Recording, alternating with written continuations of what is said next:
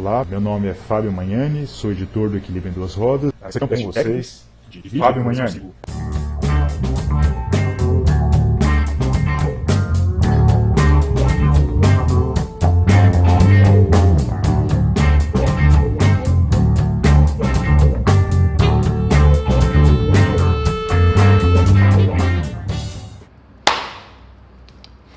Olá, essa é uma técnica que eu aprendi para depois conseguir sincronizar o áudio do vídeo, já que eu estou usando dois dispositivos diferentes para fazer essa gravação.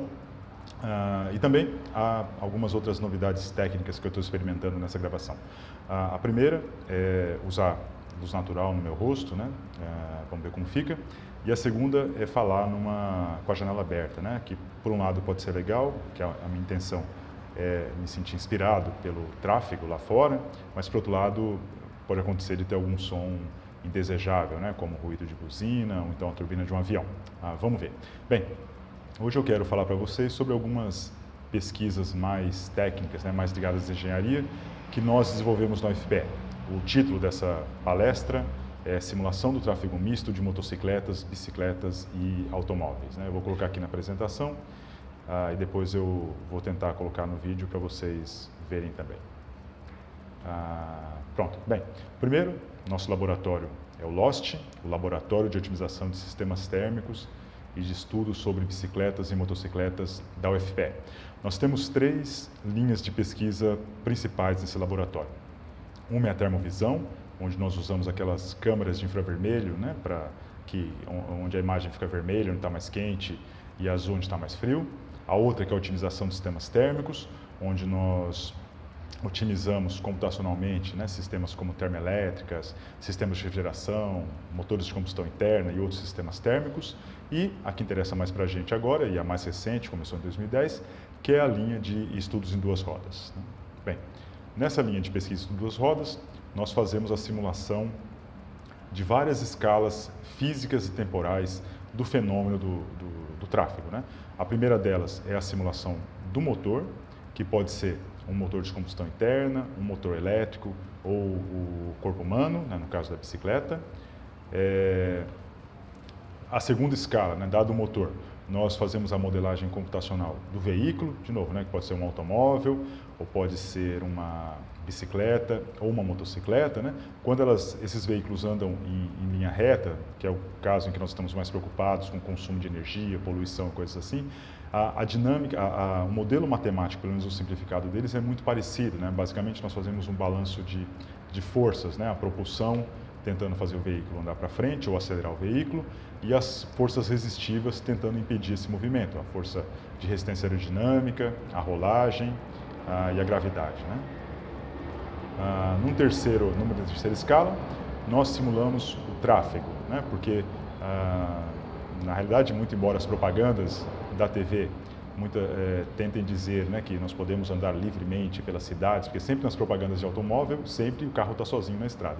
Mas no mundo real, a velocidade no veículo, em geral, está vinculada à do veículo à frente, né? O tráfego que comanda a velocidade dos veículos e não o desejo do piloto, né? Então, para isso nós precisamos saber como que esse tráfego se comporta, e para isso nós simulamos o tráfego.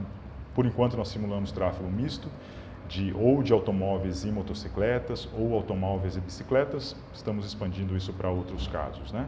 Bem, agora, para que nós fazemos essa modelagem, né? Não é só para ficar brincando, obviamente.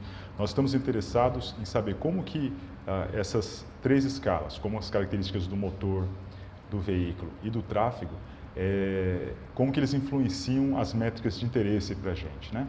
Por enquanto nós calculamos quatro métricas diferentes, que é o fluxo de veículos, os custos, né, coletivos e individuais associados ao movimento de cada um desses veículos, o consumo de energia e a emissão de CO2. E estamos nos preparando para, daqui a pouco, calcular mais duas métricas, que é a emissão de poluentes e a propensão a acidentes numa determinada condição de tráfego.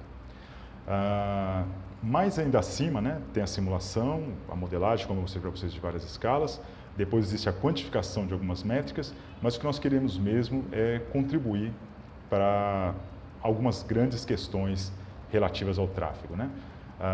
E que tem a ver diretamente com as métricas, obviamente. Uma delas é a poluição, quer dizer, Que impacto, por exemplo, nós teríamos com o uso de bicicletas ou veículos elétricos na minimização da poluição das cidades?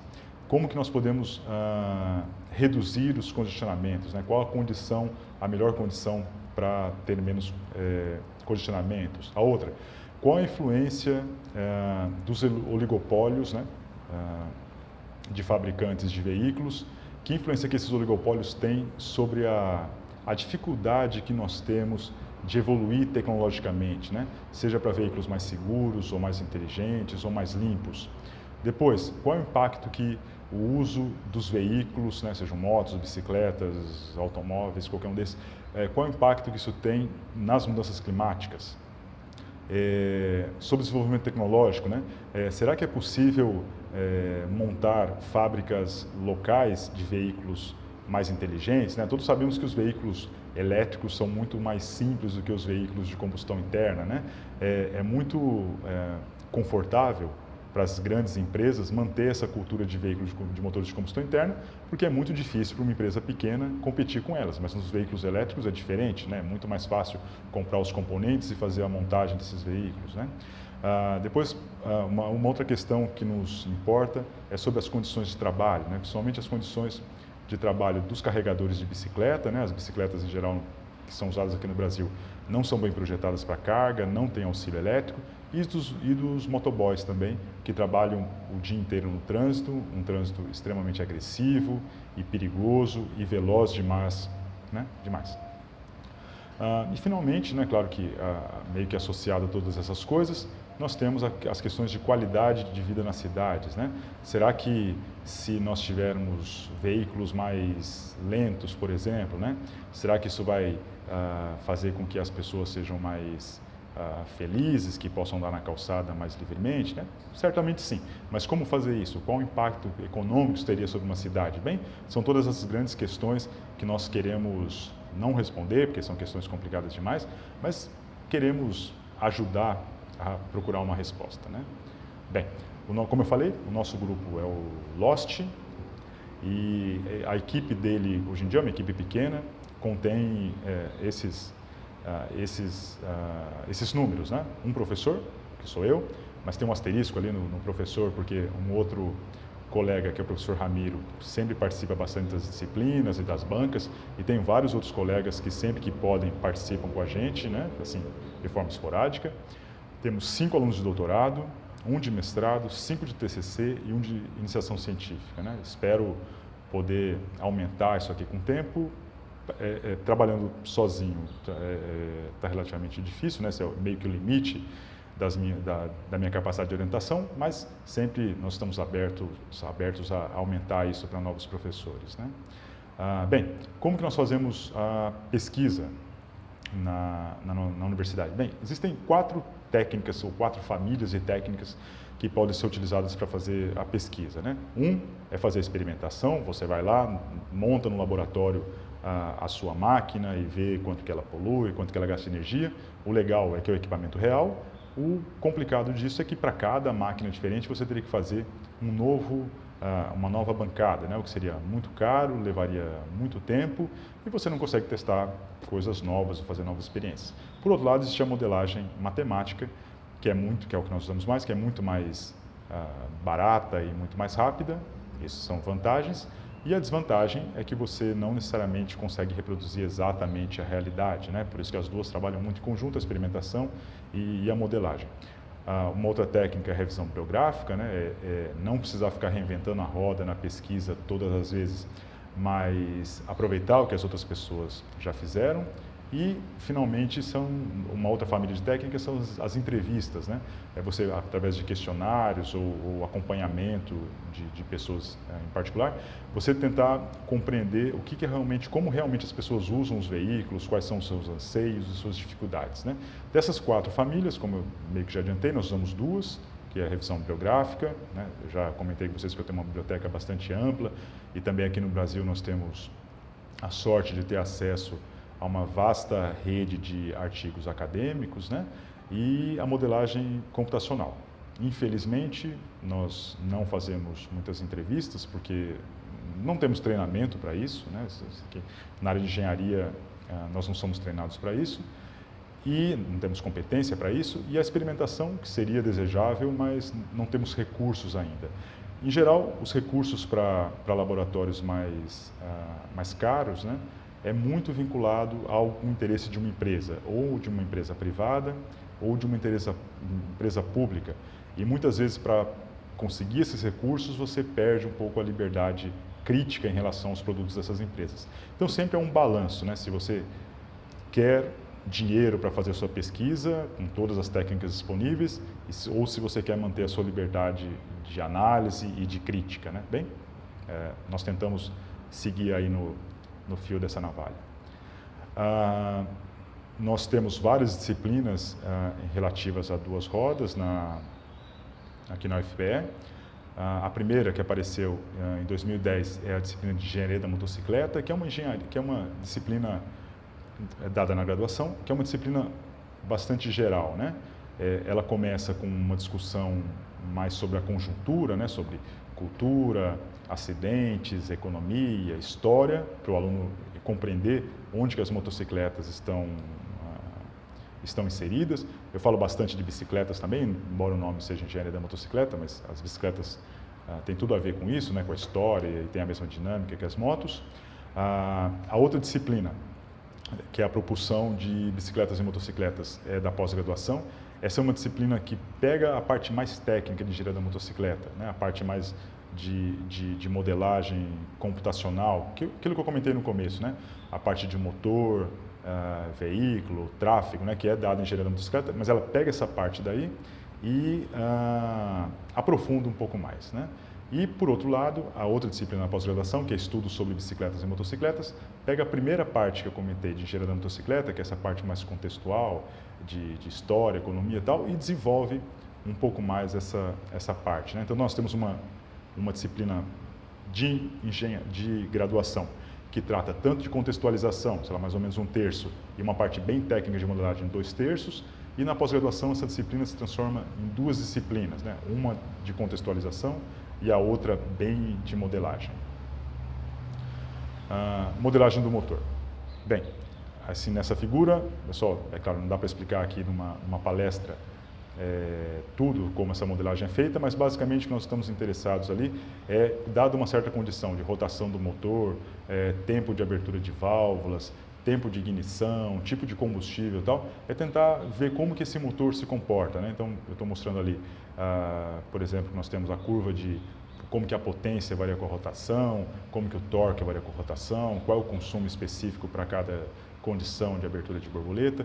Todos esses resultados são gerados pelo nosso modelo matemático, né? Que é um modelo que nós chamamos de modelo termodinâmico.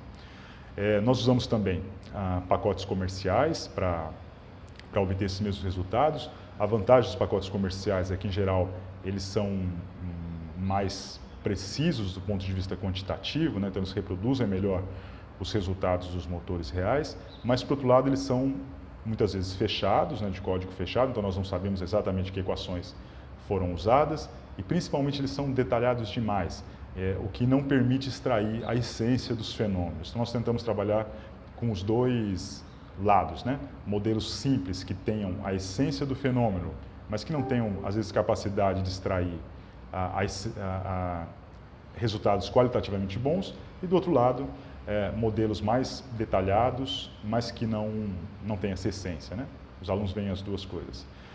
E usamos também resultados experimentais, né? Nós não temos como fazer esses experimentos, mas temos acesso à literatura, né? Onde pesquisadores apresentam os resultados dos seus motores e usamos esses valores tanto para as nossas simulações das outras escalas, né? De veículos e tráfego, quanto para verificar os nossos modelos computacionais. Finalmente, usamos as correlações empíricas, né? Que são também trabalhos realizados por outros pesquisadores, que pegam resultados de vários experimentos e fazem ajustes dessas curvas até obter curvas características, né? Em geral, essas correlações empíricas são as mais confiáveis do ponto de vista médio, quantitativo, mas, por outro lado, como principal deficiência, elas têm menos informação sobre o que realmente está acontecendo dentro do motor, né? Elas não explicam muito bem por que as curvas são desse jeito. Bem, então os estudantes veem todas essas técnicas aí. O veículo, basicamente, nós fazemos um equilíbrio de forças, né? Por um lado, como eu falei, a propulsão, tentando fazer o veículo andar para frente. Por outro lado, a inércia, a gravidade, a resistência à rolagem aerodinâmica, tentando impedir esse movimento. É claro que o veículo pode estar descendo, a gravidade ajuda também, pode ter vento em polpa, né? Ou pode ter uma frenagem, mas vocês pegaram a ideia, né? Nós modelamos esse tipo de coisa. O nosso objetivo, então, é, dado uma curva, né, de velocidade desejada, por exemplo, o condutor deseja acelerar de 0 a 100 km por hora em tantos segundos ou em tantos metros, nós, a fazer a modelagem desse veículo, junto com o motor que nós vimos antes, nós vemos qual é o comportamento da motocicleta, se realmente ela consegue fazer aquilo que o piloto desejava, se ela vai empinar a roda, se vai patinar, se for no caso de uma curva, se ele vai conseguir fazer a curva, ou se ele sairia na tangente, né? Qual é o consumo energético e emissão de CO2 para cada uma dessas condições. Eu falei motocicleta, mas como eu falei antes, esses modelos podem ser utilizados também para carros e para bicicletas, né? Aqui eu estou dando um exemplo, né? Por exemplo, de como que essas simulações podem servir para a gente, né? Então, nesse caso aqui, por exemplo, nós estamos mostrando uma moto convencional, quanto que ela gastaria quanto que o condutor gastaria por mês, e o que aconteceria se tivesse subida, se ela tivesse uma melhor aerodinâmica, se ela tivesse propulsão elétrica. Deixa eu olhar aqui de perto. Então, por exemplo, um motor de combustão interna convencional, uma motocicleta convencional, o motoqueiro gastaria R$ 161 por mês. Se ela tivesse um bom projeto aerodinâmica e com propulsão elétrica, ele gastaria R$ 17 por mês, né? 10% do valor final. Bem, daí nós podemos fazer todos esses estudos, né? Variando parâmetros do motor, da propulsão e do veículo e ver que influência que isso tem sobre as várias métricas que eu comentei antes, né? Custos, emissão de CO2, consumo energético e, mais para frente, o fluxo, né? Ou a performance do veículo, se ele estiver trabalhando com um veículo só. Aqui um outro exemplo de uma bicicleta, né? A simulação de uma bicicleta, onde o piloto está no plano e depois vai fazer uma subida, né? Daí nós demonstramos aqui como a velocidade cai na subida, né? Porque antes, no plano, ele só tinha que vencer basicamente a resistência à rolagem e a aerodinâmica. Na subida também tem a gravidade para ele conseguir vencer. Nós mostramos ali quais são as mudanças de marcha que ele tem, né? E o consumo energético, que não está mostrado aqui, podemos calcular também, né? Quanto de alimento que ele teria que ingerir para vencer essa estrada daí. Esse aqui é um gráfico bem interessante, né, que eu tirei do livro Bicycle Science, que mostra como a potência do piloto, do ciclista nesse caso, né, vai caindo com o tempo. Então, se ele tiver um esforço de apenas 10 segundos, né, à esquerda do gráfico, ele consegue uma potência bem alta. Já se ele quiser pedalar durante 1 hora, ele vai ter uma potência muito menor disponível, né? Esse tipo de comportamento faz com que o corpo humano não tenha um comportamento tão simples como o motor de combustão interna, o motor elétrico. Ele não é tão previsível, né? Além da potência desse motor, né, do corpo humano, diminuir com o tempo de uso, ele também, um corpo humano é muito diferente de outro corpo humano, né? Então, muitas vezes nós vemos alguns vídeos onde alguém com roupa e equipamento está andando numa subida e vem uma pessoa bem mais humilde, com uma bicicleta mais simples e consegue subir mais rápido que aquele que estava com a roupa toda bonitinha, né? É difícil fazer esse tipo de comparação. Primeiro, a gente não sabe há quanto tempo o cara todo vestidinho estava andando de bicicleta, né? Às vezes ele estava andando já há 4 horas e o outro só fez aquela subida e conseguiu fazer mais rápido. Segundo, os corpos deles não são iguais, né? A genética deles não é igual. De repente, aquele trabalhador mais simples, na bicicleta mais simples, talvez ele tenha uma genética muito boa para andar de bicicleta e só não tenha tido a oportunidade ou interesse em seguir essa carreira. Então é muito difícil comparar um ciclista com o outro, né? Não é uma questão de caráter ou de dinheiro, é uma questão do corpo e do treinamento e das oportunidades que ele tem, né? Finalmente, nós temos a simulação do tráfego, né? Aqui nós colocamos esses vários veículos, que nós já simulamos o motor e a sua dinâmica próximos, né? E usamos várias regras de comportamento, né? Quando que um veículo pode mudar de pista, quando não pode, qual a velocidade desejada de cada um deles, dependendo da agressividade. Nós usamos vários modelos, né? Usamos modelos que nós desenvolvemos, modelos dinâmicos, nós adaptamos também modelos encontrados em outros artigos e usamos modelos já prontos e abertos, né? Nós ainda estamos numa fase de escolha de qual o modelo mais adequado para a gente, né? Como resultado, nós temos, por exemplo, esse gráfico que está sendo mostrado aí, os resultados da simulação. Então, por exemplo, essa curva azul superior mostra como seria o fluxo de veículos em função da densidade, né? Então, por exemplo, lá no comecinho, se eu tenho poucos carros na pista, eu tenho um fluxo baixo. Quanto mais eu vou colocando carros na pista, maior é o fluxo, né? Até mais ou menos quando eu tenho 20 carros por quilômetro, ele chegar num ponto de máximo. A partir dali, se eu tentar colocar mais carros, eu começo a ter um menor fluxo, né? Porque um carro começa a atrapalhar o outro. As outras curvas, né? A laranja, a amarela, mostram o que acontece com o fluxo de carros quando eu coloco as motos, né? Então as motos tendem a atrapalhar o fluxo dos carros. Mas isso é uma visão do ponto de vista dos carros. No gráfico agora que eu estou mostrando, eu mostro o fluxo total em relação ao fluxo, a densidade de carros. Do mesmo jeito, né? Mas agora eu mostro o fluxo total. Então, de novo, essa curva azul mais à esquerda mostra o fluxo de veículos, quando não tem moto nenhuma. Daí, quando eu começo a colocar mais motocicletas, eu vejo como o fluxo total da pista começa a aumentar bastante, né? Claro, as motos atrapalham o fluxo de carros, só que elas não se atrapalham tanto entre si, né? Até um determinado momento, eu consigo aumentar o fluxo de veículos, né? Então, nós estamos vendo aí que nós conseguimos quase, ou mais do que duplicar o fluxo de veículos. É claro que aqui, por enquanto, nós não estamos interessados ainda no risco de acidentes que essas motos trazem para o tráfego, né? Nós estamos simulando só o fluxo de veículos e custos e aquelas outras métricas que eu disse mais à frente. Bem, os próximos passos, o que nós estamos desenvolvendo agora nas nossas pesquisas, né, junto com os alunos de doutorado.